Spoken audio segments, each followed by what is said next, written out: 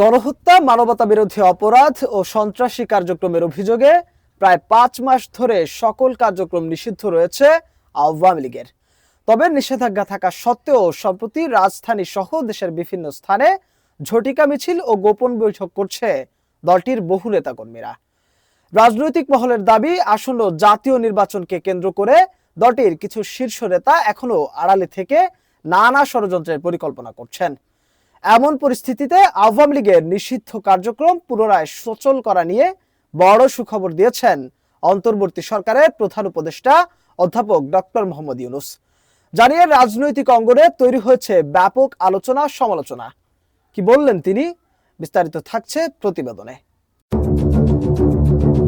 ছাত্র জনতার গণ অভ্যুত্থানে ক্ষমতাচ্যুত হওয়ার ৯ মাস পর গত ১২ই মে আওয়ামী লীগের সকল কার্যক্রমে নিষেধাজ্ঞা জারি করে অন্তর্বর্তী সরকার।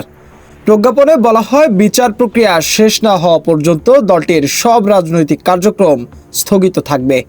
ফলে আসন্ন জাতীয় নির্বাচনে আওয়ামী লীগের অংশগ্রহণ নিয়ে তৈরি হয়েছে ব্যাপক অনিশ্চয়তা।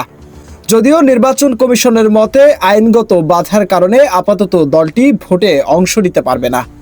তবে সম্প্রতি নিউ ইয়র্কে জাতিসংঘ অধিবেশনের ফাঁকে এক সাক্ষাৎকারে অন্তর্বর্তী সরকারের প্রধান উপদেষ্টা অধ্যাপক ডক্টর মোহাম্মদ ইউনূস জানান, আওয়ামী লীগের কার্যক্রম শুধু সাময়িকভাবে স্থগিত করা হয়েছে, যে কোনো সময় তা পুনরায় সচল করা হতে পারে।